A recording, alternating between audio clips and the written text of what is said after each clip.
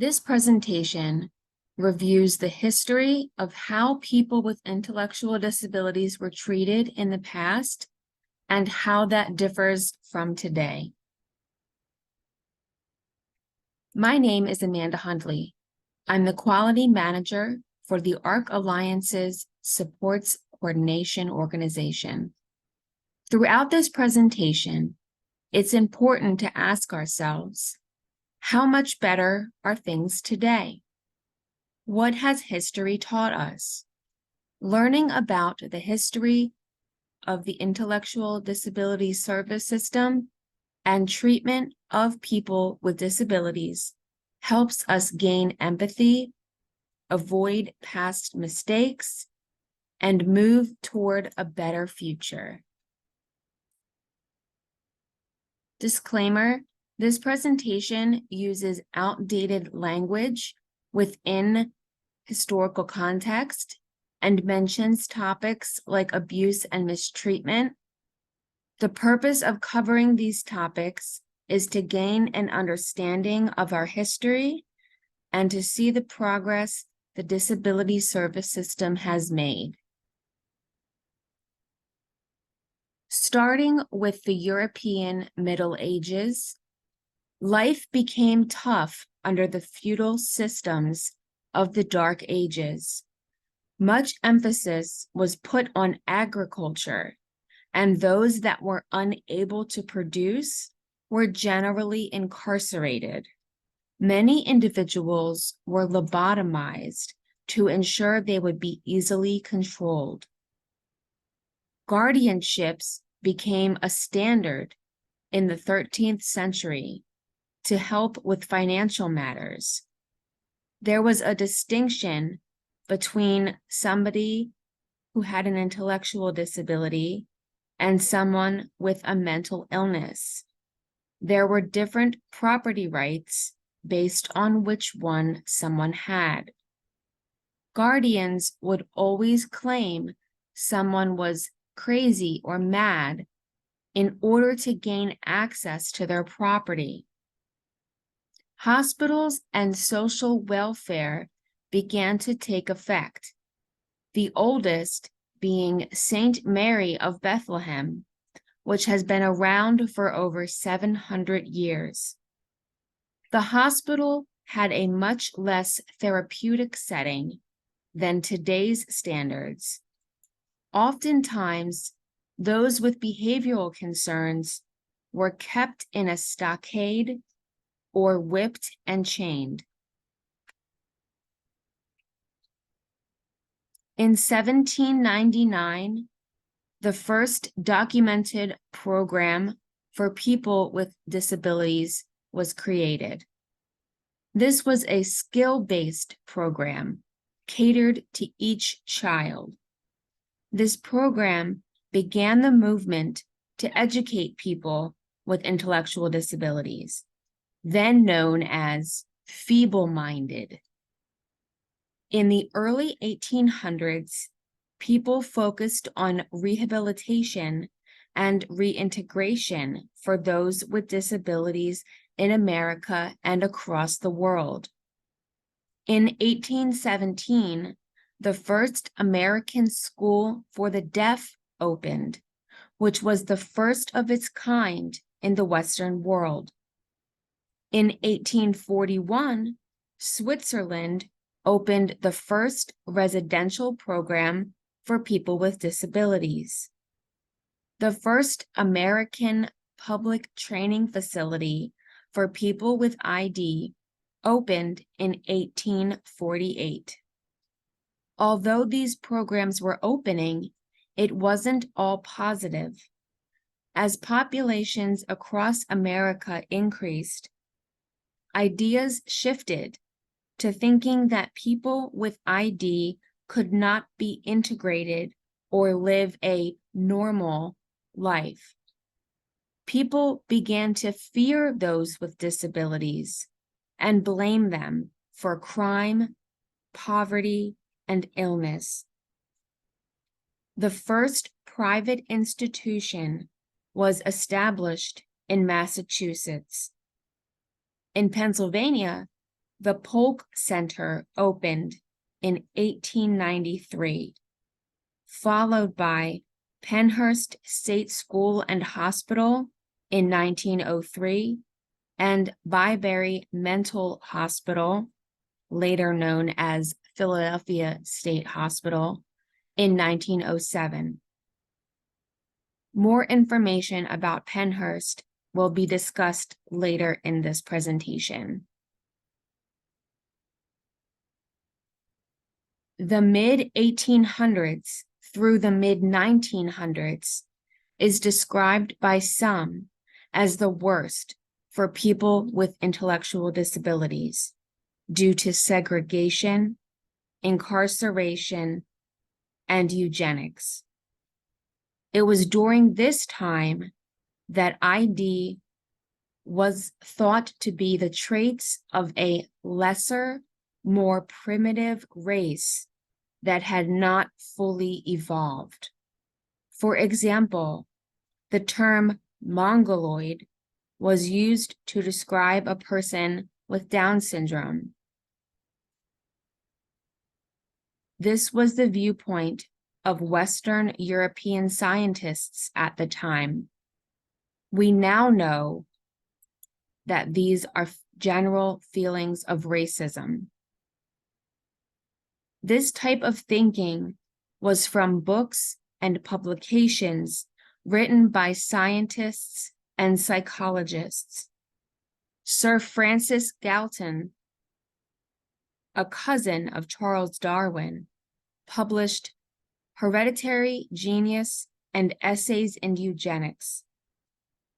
In the early 1900s, psychological testing, such as the Binet Intelligence Test, was developed, which was used to identify people whose lack of quote-unquote normal intelligence was not apparent. While this improved the identification of people with an intellectual disability, in combination with society's belief at the time of segregating those who appeared different, it also increased their chances of being institutionalized or falsely imprisoned. In 1912, the best-selling book entitled The Kallikak Family, A Study in the Heredity of Feeble-Mindedness by Henry H. Goddard was published, which discussed inheritability of disabilities. Similar publications stated that American immigrants had disabilities. Medicine was interfering with natural selection, and people with disabilities were having more children than valuable people without disabilities. Children with disabilities were kept in workhouses or institutions in the late 1800s in Europe and the United States. With the eugenics movement growing, there was a focus on the hereditary nature of disabilities, which led to wholesale incarceration and segregation. Complete segregation took place for the teaching of children with disabilities. In the United States, in 1907, the Immigration Act forbid immigration of people with disabilities.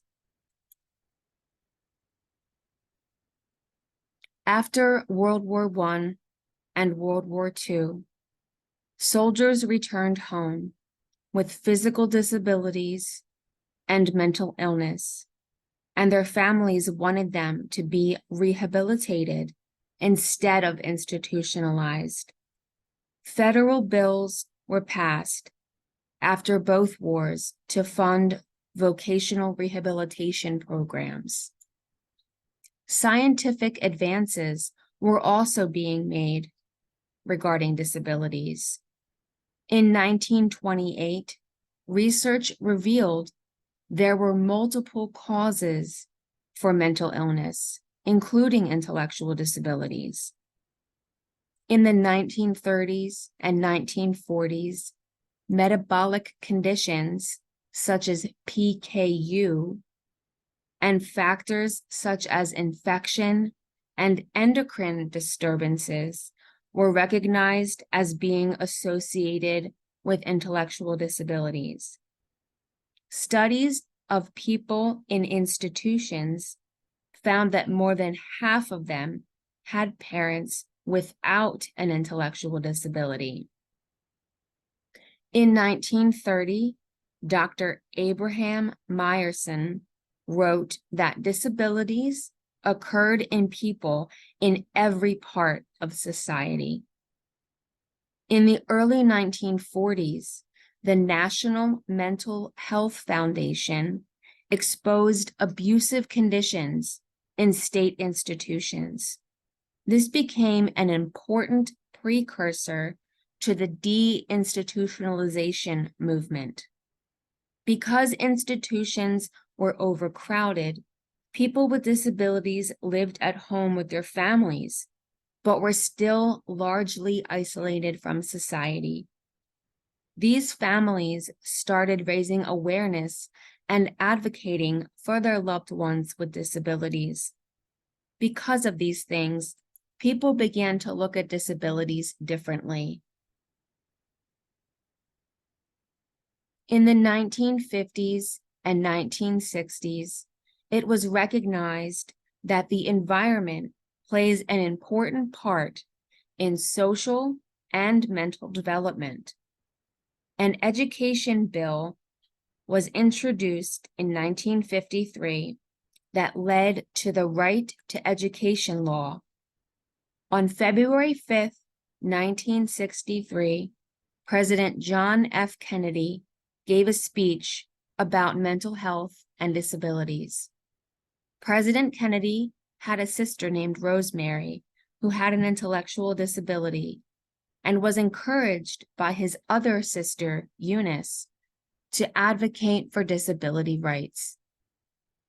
In 1970, under the Education Act, the 70,000 children with an intellectual disability that had been deemed uneducable received the right to education, and 400 special needs schools were built. The Disabled Person Employment Act of 1970 stated that workshop settings, as well as help in the home, can be established by local authorities.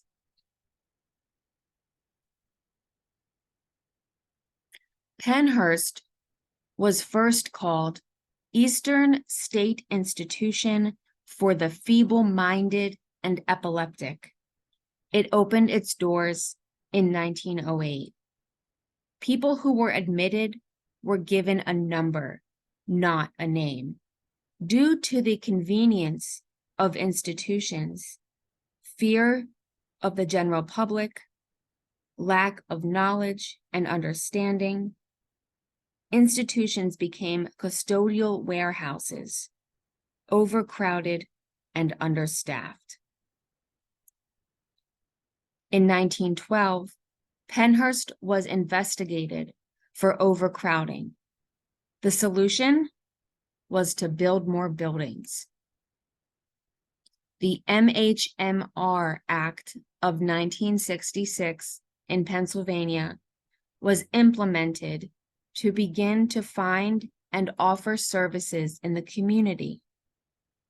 Suffer the Little Children was a 5-part expose which aired on NBC 10. Bill Baldini reported the story. Prior to this, no one knew of the conditions at Pennhurst.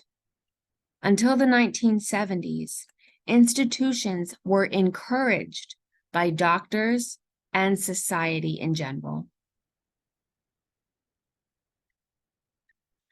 In Pennsylvania in 1970, over 10,000 people were still placed in state institutions such as Pennhurst. There was still active segregation and sterilizations taking place in these institutions.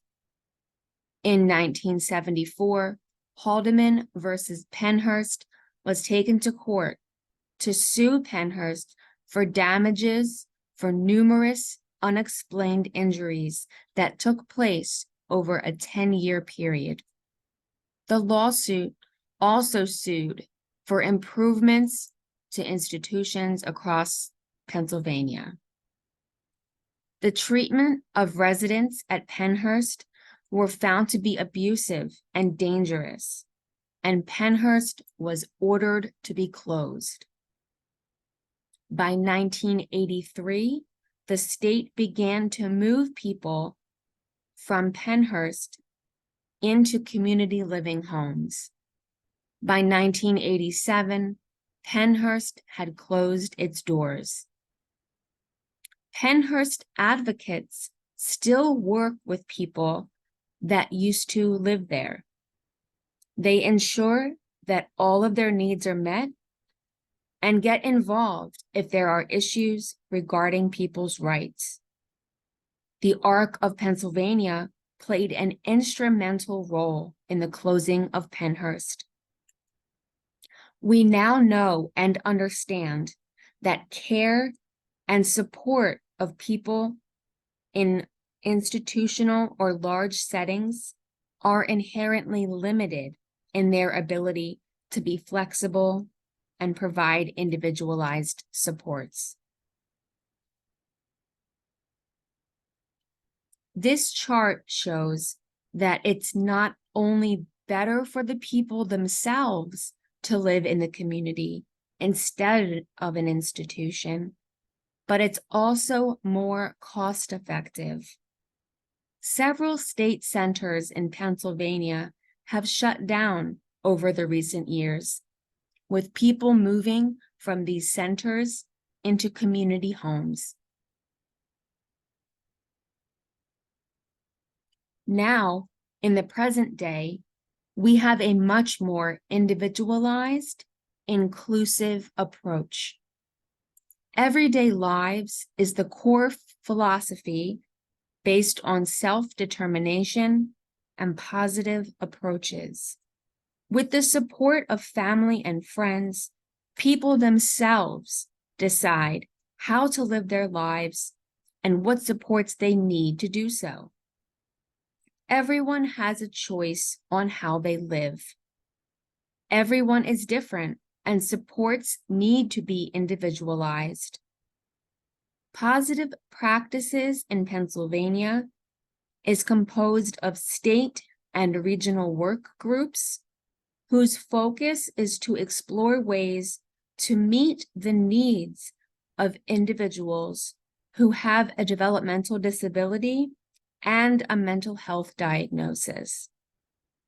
It supports people with disabilities by paying attention to environment, communication, and assessment. Positive Practices works with organizations such as Philadelphia Coordinated Healthcare, PCHC, to ensure that all avenues have been explored. It emphasizes treating all individuals with dignity and respect, getting to know the person and their history, emphasizing importance of communication, assuming all behavior has meaning, and determining the reasons for any concerning behavior.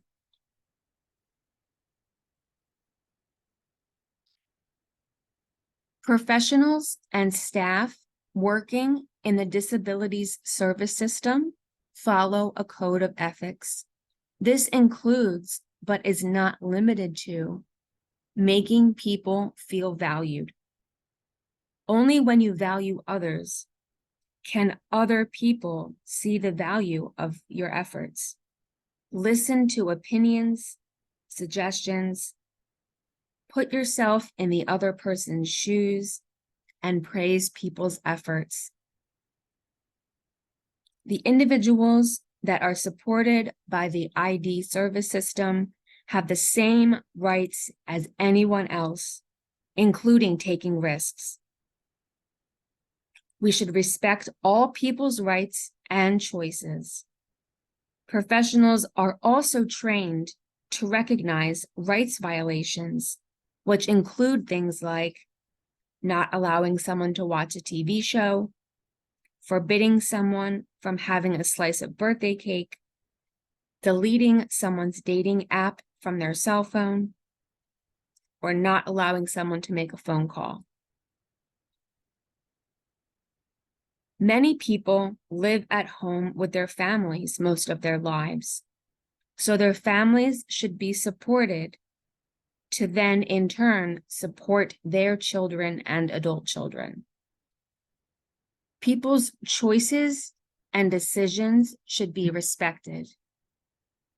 People should be helped to make informed choices by providing information and possibilities, while also encouraging people to make their own choices.